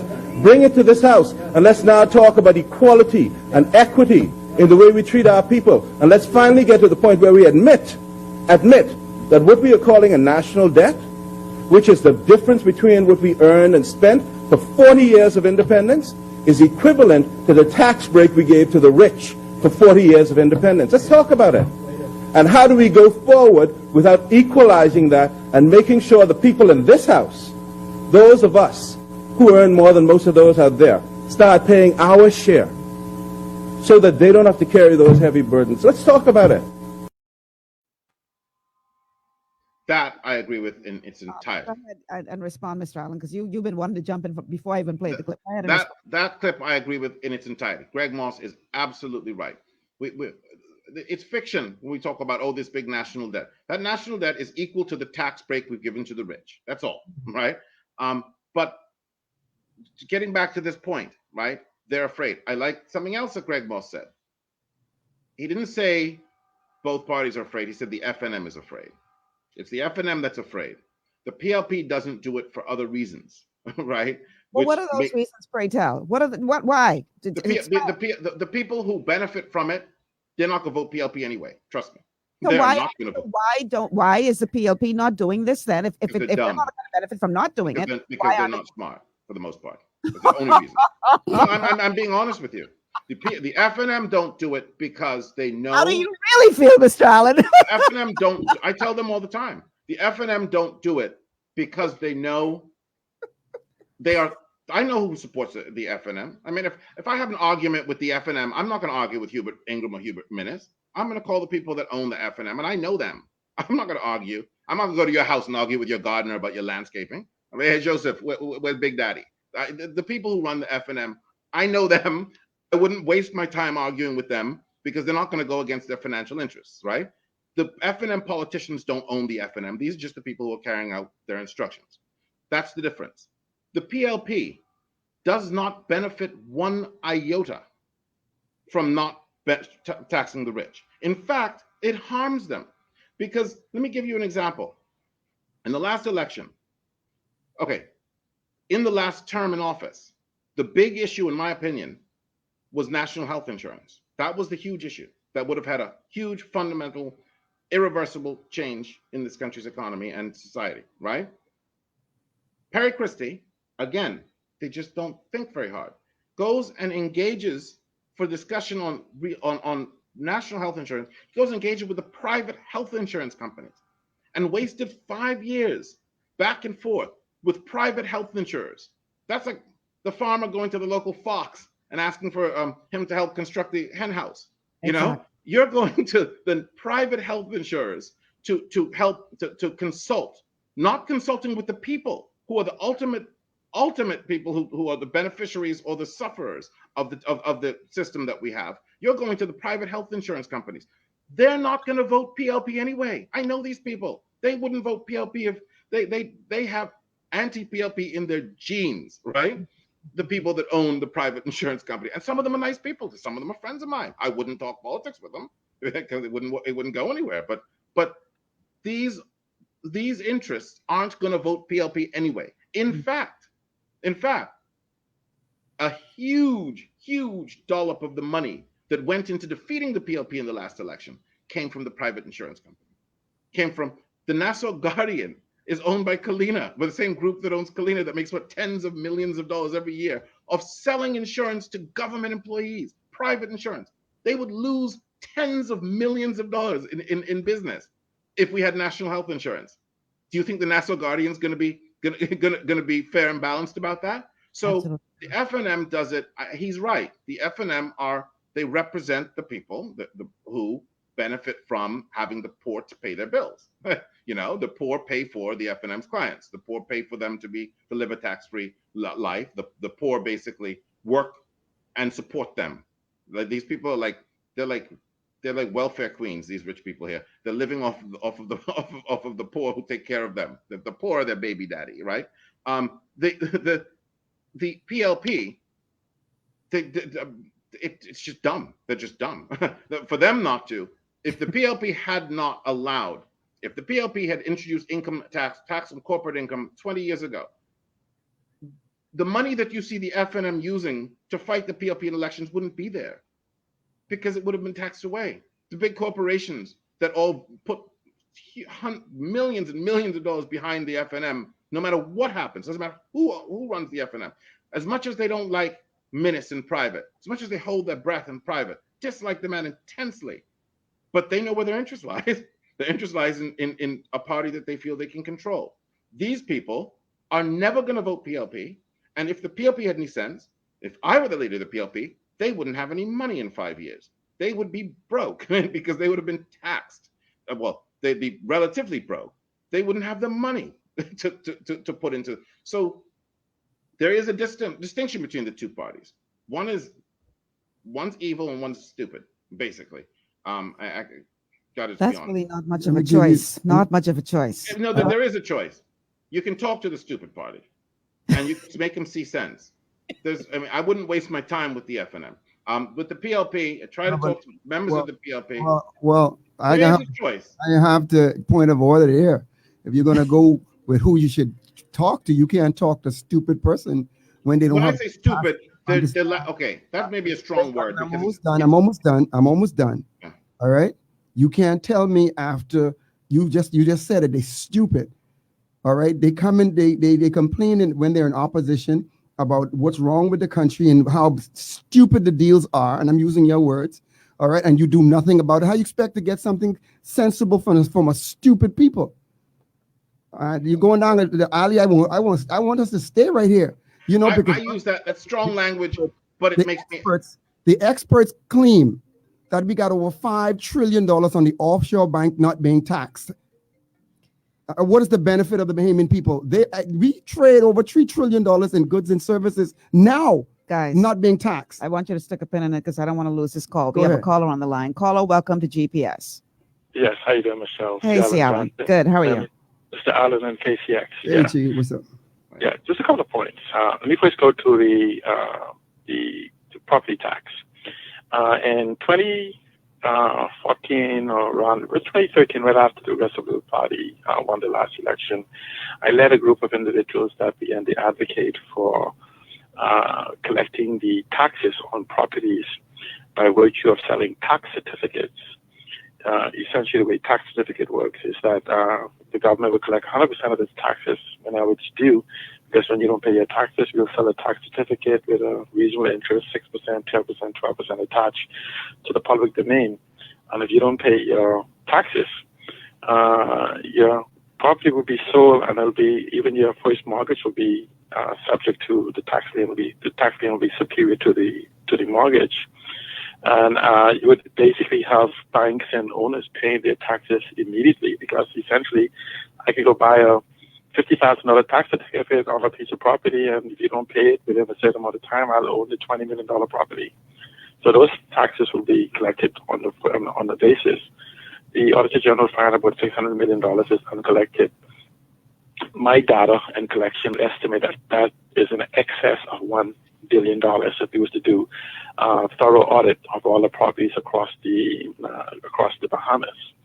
And so, again, it's the practice of, and so essentially about 2015 is under the last administration, noting that people began to gain ground immediately. A law came to basically stop you from basically seizing the properties, and so that there only could be special interests that moved to protect that environment. And so, but when you talk about a progressive tax regime, and this is why, for people to understand, this is why we're going to have an election right around the same time as the budget, because it's absolutely two choices the government has. It's like Mr. Allen said, you actually reduce the public service and government corporations, tax the poor people, or come with a progressive tax. A progressive tax is not an option under this administration. And so, in essence, what they want to do is not have the budget debate, run to an early election, and then if they're secured in it, they will say, you have to do it because of this initial raise, VAT to 15% or whatever. And the PLP will come in and they will immediately go to the like how it was deal with Alexander Minnesota, they'll go to the lazy way and say, okay, good, let's go to the 15%. And once given that, like you say, given an inch, they're not going to come back. They're not going to step back from it. And so this is where it's an excellent conversation, and I agree with Mr. Allen. We have to have this conversation now and get the leadership to answer. Well, are we going to have progressive tax, or are we going to go back to the regressive tax? And this should be part of their manifesto that's released in the shortest order as to exactly what they're going to do to reform the tax regime in the Bahamas, because the Bahamian people, with 40 to 60, maybe 75% of them not working, how then do you put additional taxes on their backs? See, Alan, yes. How does the global agenda fit into this taxation? Well, I believe, I know the global, there is some always international influences, but I believe, and I agree with Mr. Allen, we are in such a unique position that we could make our own determination. And so it's not just saying we need to reject globalization. No. In fact, this one second case, in fact, we say to you is that the globalization agenda has been disrupted. And so what we have to do is not just simply say that we need to go back in time, because it's like passing the baton backwards, is we have to have a conversation is how do we adjust for this new global economic reality in a purely digital, hyper-connected environment for which we exist in. And see, the problem is that we keep having conversation about the past and not demanding that they define the future. And I think your argument is correct, but at the same time, we have to have a solution-based conversation, not just simply saying reject it, because the typical Bahamian do not understand what are they rejecting or what there is to replace it. But I think they would understand a move for ownership. And so when you have the conversation that the digitalization of the world has democratized the economies of the world, or will democratize it, and they can actually begin to own it, then I think Bahamians are hungry, broken, disgusted. And so I think there'd be more attention when we combine a message of ownership as to why it should be rejected, at the same time making a demand for systematic change in the way we are governed. Let's use an example. We run the government of the Bahamas is day by day. We don't have 1 year, 3 year, 5 year budgets. Every single day we say money in, money out, money in, money out. Look at the budget. Because we have no system. We could actually change our tax regime. We could estimate 1, 2, 3, 4, 5 years in advance what we would collect. And I'd put to you that if you was to have an honest taxation conversation, we could probably double our tax collection. Right? We could go from this 2.5 or whatever we collect in taxes to maybe as much as $5 billion just by going to income tax. And so when you look at the fact that our economy in the last 3 years has grown $1.9 billion, we're still using the $12 billion figure. The IMF alone is using $13.9 billion, and that doesn't count the informal economy. So the problem we have is not a money problem; it's more of a leadership problem that we are having. But nobody wants to have an open, honest conversation. And so what happens is individuals like Alan and myself and others get drowned in the noise of the marketplace because they have mastered the very people who doesn't want to be taxed owns the media. Media drives the conversation. Ain't that something? Right. And so what I'm simply saying is that, so what you have is, you have so many people who have ambition greater than their abilities who begin to find a single talking point rather than having a full conversation. And then the media gives them access that they know that this foolishness would drown out the truth. And so what we have to do is that, we just have to have a more intelligent, because we have a more conversation about talk rather than thought. And they thrive on this, and they thrive on those individuals who are seeking to become them, knowing that these individuals don't have a chance. I'm not going to hold us long. But Michelle, I want you to imagine this. Based on the Bahamas GDP, every working person in the Bahamas, not the GDP, let's go to the workforce. If they would make $67,000 a year. If they save every dime, they would be, I want you to pay attention to this figure. If they save every dime, they would be a millionaire in 15 years. Now, listen to this very careful. Do you know it would take them 15,000 years to catch up to Brent Simonet? My God.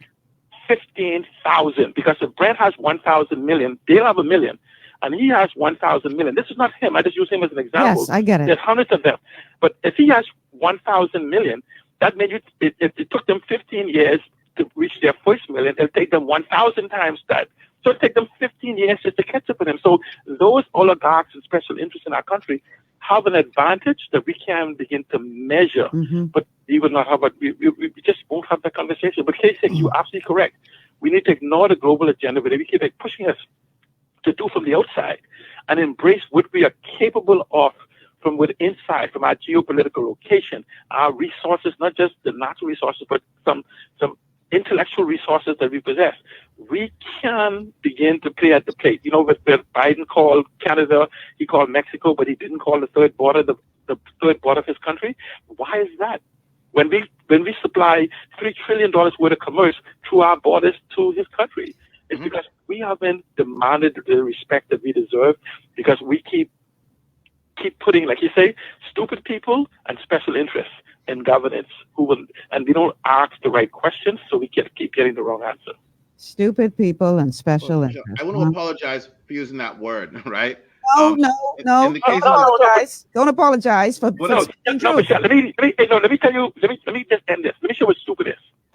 An ignorant person don't know any better. Okay, and I just can put this in context for him.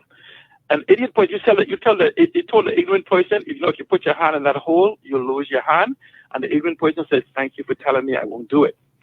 The idiot puts his hand in the hole anyway and loses a hand, and he says, "Oh boy, I learned my lesson." The stupid person put the next hand in because he's trying to prove it again. So when we have people who keep doing the same thing over and over and over again, knowing it didn't work the last time and the time before then and the time before then, it isn't stupid in who they are. It is stupid in what they do. Well, Forrest Gump did say stupid is and stupid does. We have to take a break, guys. Thank you so much for calling. See, Alan, we are 8 minutes past our time for a break. So let's take this quick break, and then we're going to just bring this all to a head on the other side. Stay with us.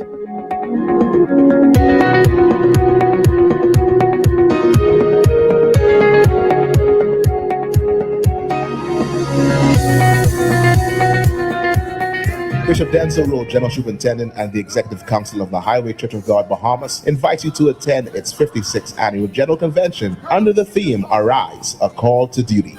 Convening February 17th through 21st, 6:30 p.m. nightly at Southland Church of God, Soldier Road.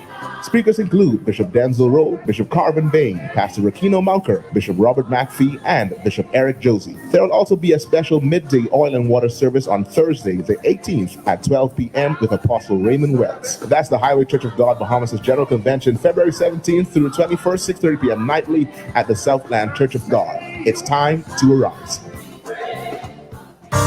Best dress, hats off, looking like I walked out of catalog. Everybody wanna know where I got it from.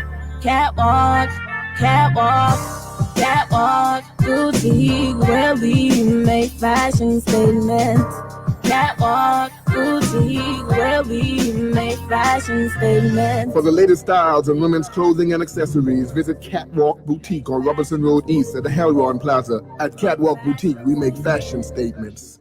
Want to look your best and feel even better? Visit J.D. Edwards Salon and Spa for the ultimate beauty, body, and anti-aging treatments, offering custom colors, haircuts, vegan anti-freeze treatments, silk blowouts, natural and acrylic nails, unisex pedicures, facials and massages, all waxing services, and microcurrent therapies for anti-aging and body sculpting. J.D. Edwards Salon and Spa, Palmdale Shopping Plaza, Madeira Street. Telephone 326-7863.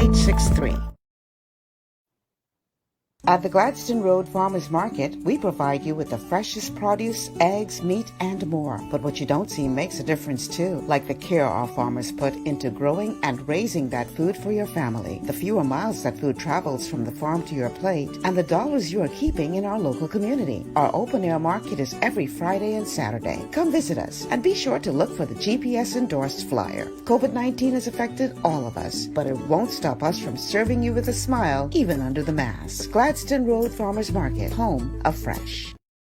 Your body's immune system is under constant pressure from things like stress, lack of exercise, and toxins in the environment. It's crucial to be proactive and support your immune system with the nutrients it needs to function effectively. But it's often hard to get these nutrients from food alone. Introducing Fast-Acting Zinc Plus Immune Support by Longevity. Unlike zinc-only supplements, Zinc Plus Immune Support builds on the proven power of zinc and adds complementary nutrients to give your immune system extra support.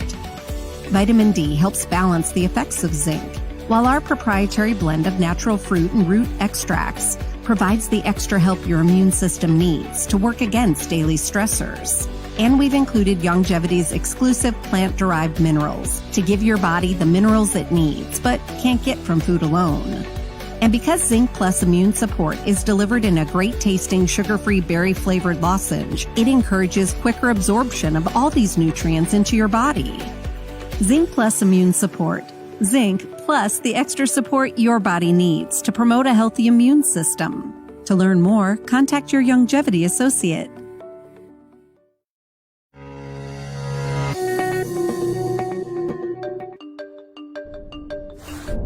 Everyone depends on hospitals, roads, police and schools. But they're expensive, and governments across the world are feeling the pinch. So how can we continue in the future to afford good quality public services? Why has pressure on public services increased? Populations are aging. As the number of retirees grows, working people are going to have to pay more taxes to support them. And as healthcare technology improves, the cost of healthcare is also going to rise. But where to find the cash? Basically, governments can tax three things: income, consumption, or wealth. It's not your imagination. Income taxes really have been increasing over the past 50 years. The evidence shows that taxes on income, including corporation tax, discourage people from working. Countries with low income taxes, such as the UK, tend to have stronger economic growth. Second, consumption. This is things like sales tax in America or value-added tax on purchases in Europe. One problem with consumption taxes is that they hit poorer people hardest, who spend more of their income on day-to-day expenses. Third, we have wealth taxes. This could be a better idea than taxing income or consumption. This is partly because it places a higher levy on the things that rich people have, such as property and investments. Some economists advocate something called a land value tax. And this is basically where you tax the value of plots of land. And this could raise a lot of money. A land value tax has very few unintentional bad consequences. The problem is that taxing wealth is not politically easy. Homeowners, for instance, are going to be furious if they're asked to pay higher property taxes. But if people want good government services, it's going to need money. Taxes on wealth are always unpopular, but sooner or later, governments are going to have to bite the bullet.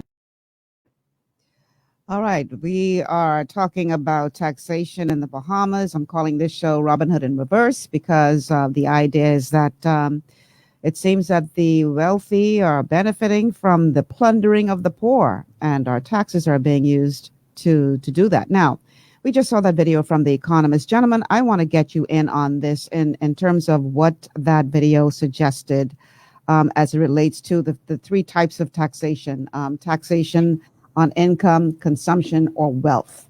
And I know, Mr. Allen, that you are a proponent of income tax, but what are your thoughts on wealth tax as outlaid in that video? Do you think that is something that could work here in the Bahamas, or do you think that ours is a unique situation that would not work for? It would certainly work in the Bahamas. How we're unique is that video doesn't apply to the Bahamas. That video is probably in the UK, the country Right. that most of its taxes are already on income.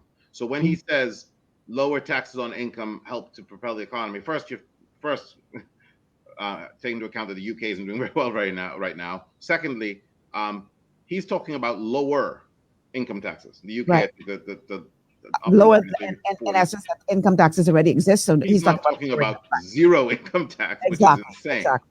Yes. Okay. The second thing, he's talking about wealth tax. Again, the Bahamas has a different demographic sort of makeup and a different profile, right? He talks about wealth taxes. He's talking about the UK is a country of 65 million people. Only the fringes are wealthy and poor, and he's talking about taxes on middle class people's homes, wealth tax, right? Most of the wealth in the UK resides with the middle class.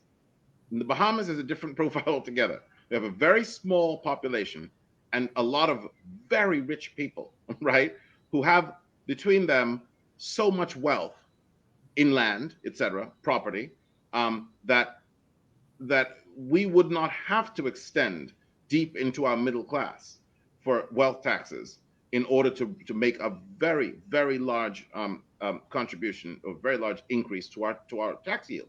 We would only have to do what that 2015 real property tax amendment specifically said we shouldn't do, we won't do, which is to tax very wealthy properties at the same rate or even close and progressively as they do in other countries, and the countries these people come from and are used to paying.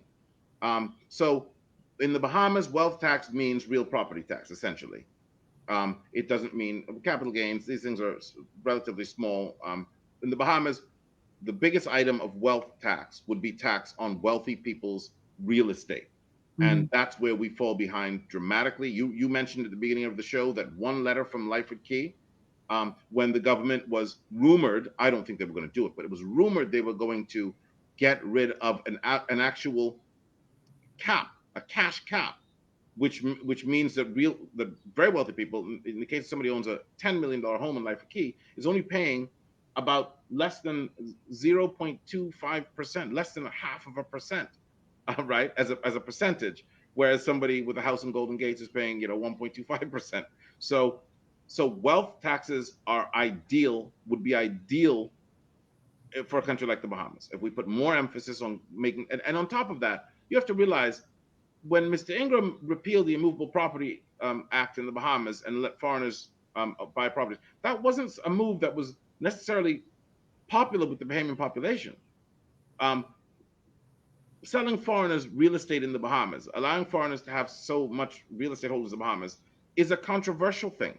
It's something that has negative sides to it. It prices Bahamians, the cost of real estate in Providence 3 times the average of Florida, of middle income parts of Florida. So there's a negative side to it. Of course, in repealing that and in liberalizing it, the government should immediately have made sure that we were reaping real tax benefits from, and taking property that's delinquent and reselling it. Mr. C. Allen Johnson mentioned tax certificates. Perfect, very good idea. They would operate as a first charge. So it would invigorate the local business community, a source of investment for local entrepreneurs, a new investment opportunity. Wealth taxes will be ideally suited to a country with the demographic profile that the Bahamas has. Plenty rich people, very much luxury property in a country with only 400,000 people. Real income tax too. We need income tax. In the Bahamas, again, we don't have to do it as savagely as they have done it in the UK. We could say only people earning over $100,000 a year, because right now we've got nothing. So you'd still exempt the vast majority of people, but you would have a tremendous amount of income of tax coming in. Okay, I want to go. You want to add to that? Yeah. Quick? Yeah. Well, looking from my background, being an activist, I always ask after a conversation, a show packed with information. I always ask, what are we going to do? Well, yeah, that was. Let me go to this text first, because not text, comment first, and then that's going to lead us to that question. Yeah. This comment is coming from Doris Johnson, who says, it seems like a type of slavery, but our own people are hiring us out, or are the middlemen? Are the Bahamian governments actually running the Bahamas or running it down? I am deeply concerned about these revelations. What can we as a people do? That's the next question. What's next? What are your thoughts, gentlemen? Casey, you could go ahead and get started with that. Well, when a government I hate the term, in first world country does something that goes against the ideas and the ideologies of the individuals of that country, you don't have to organize for people to hit the streets. Millions of people take to the streets and they say, no, we want better. We, first of all, as citizens, need to understand our worth. We can't allow a few people to do this to our children's future. We're the men and women in this country who will say, no, this is not right. And I'm not just going to wait for an election day. I'm not just going to wait around for the government to just destroy the future of my grandchildren. Where are those men and women? I'm challenging everyone that is listening to this, that the next time you hear KCX and Enough Movement or whomever we stand, let's make it an effort to get out there. We have to let our voices be heard collectively.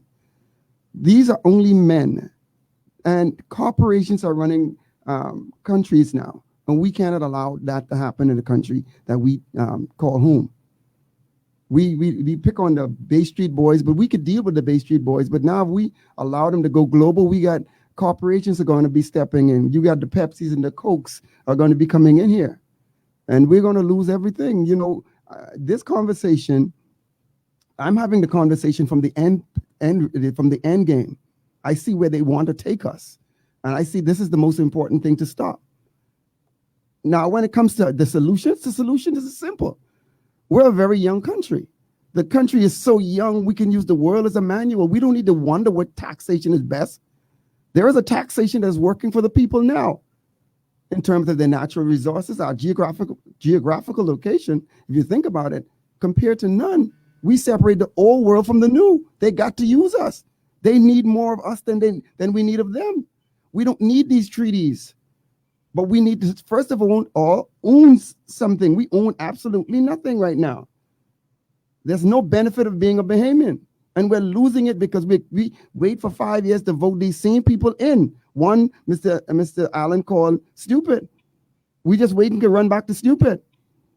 This is a real conversation for me because I have a grandson home. He says, Grandpa, where you going? You going to fight for my future? He's 5. He needs a future. And if we just talk about these things, he's not going to have a future. That's the angle the activist sees it in. That I can't allow a few men, especially the ones I grew up with, who are in politics right now, the weakest set of men that I grew up with, they're in politics. The weakest set of young men that was in my neighborhood, they're in politics. This is very personal for me because they was weak when we was growing up. Now they're weak politicians. They puppets. Time to stop this. Mr. Allen? Mr. Allen? I would say, firstly, the thing about stupid is it can learn, right?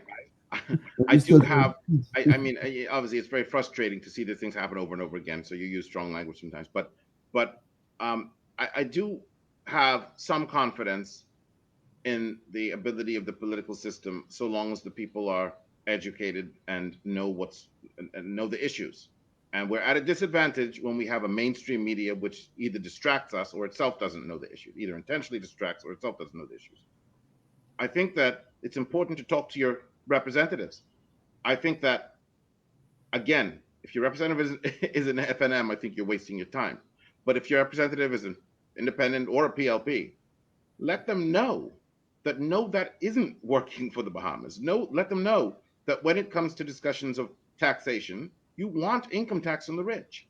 It is good for you. It's good for your pocket. It's good for the Bahamas for you to pay less of the burden of supporting this country. That you know now. You know, you've been told. You know that the Bahamas is run in an abnormal fashion. It isn't normal that the average person is paying huge consumption taxes and the wealthy are paying zero income tax. It isn't normal that, as you now know, wealthy foreigners owning luxury properties have the benefit of knowing that they can't be taken away by the treasurer, right? There's nothing normal about that. So PLPs, certainly, independents and anybody who's not specifically of the party that's funded by the special interests, need to know that you don't benefit. Even as I said, the PLP politicians don't benefit from it. This money comes back to voting to get them out of office. The money that they allow to remain in the hands of the regressive recipients of our regressive tax system comes back to remove them from office. It doesn't make any sense. So talk to your MPs, talk to politicians, and know the issues that affect you and your wallet, and that those are the most important issues in the Bahamas. Don't let anybody tell you that there's anything more important, any issue more important to the Bahamas than the issues that affect the average man. I want to give you both an opportunity to give us your final thoughts, but I'm going to read one more comment, and this will lead into you giving us your final thoughts on this. This is from Sarah. Sarah says, "Hi, Michelle. I believe that consecutive governments have the unspoken yes or massa mentality.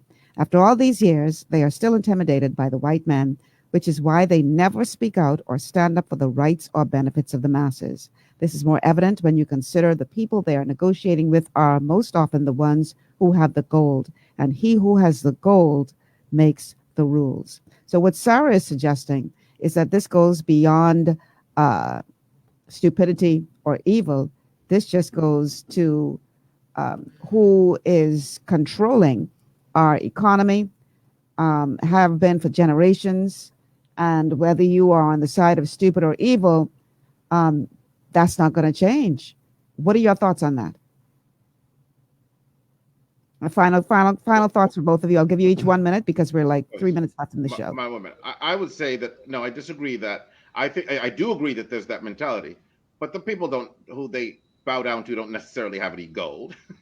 I can tell you of a Colombian window cleaner that came in here cleaning windows because they couldn't find Bahamians who wanted to go up to the top of Atlantis.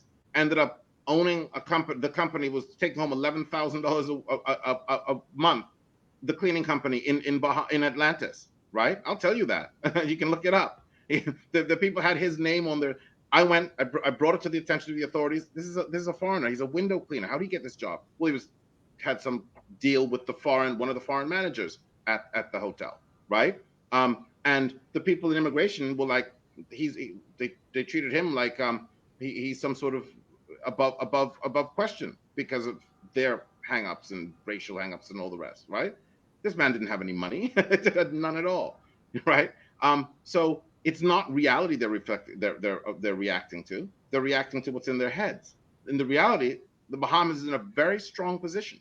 You see investors here because we have incredible comparative advantages in the industries that they're involved in. Atlantis is here because they make a lot of money here. Same with Bahamar, same with the container port, same with anybody else. So I disagree that there's any rational reason for this yes sir mentality. It exists. There's no rational reason for it. It should be gone. We should abolish it. And I think that, yes, you are right. It's hindering us, but not because of the reasons that you may think. The reasons are internal. Let's get KCX with your final thoughts. We got 1 minute. Let me say thank you so much for having me. Let me say hi to my good friend in Freeport, Chantel Ryan. How you doing? Michelle, the bottom line is this. The conversation that we're having, it needs to be had from the end game. For instance, he talked about a window cleaner. Find out who's putting the air condition inside the new dormitory at the University of the Bahamas. How did he get that job? The Bahamas has something operating now called the single window market, where all the government purchases and their contracts goes in this market, this single window market, where now 164 other nations can bid on these jobs. And that person got that job from that same single. He's never been to the Bahamas. And all he did was subcontract that job out to Bahamian. That's where we're at. All right. I just want to thank you so much for having me. And these are the kind of conversation that we need to have. Thank you so much. Gentlemen, it's been a pleasure having you both. Thank you so much for this engaging conversation. People like and share the show. Like and share this show. We got to get the word out, y'all. Y'all heard that the oligarchs pretty much own the media elsewhere, but they don't own this. The truth has a new home. Thank you guys for being here. Listen, y'all, it's been a pleasure. Tomorrow is going to be a little different. Tomorrow I'm going to have a co-host in the person of Bishop Denzel Roll. Yeah, it's going to be very interesting as we take part in that discussion that's going to be taking place tomorrow. So definitely tune in. I'm Michelle Malcolm. Thanks so much for being a part of GPS Global Paradigm Shift on Glory 93.9 FM. Have a good one, everyone.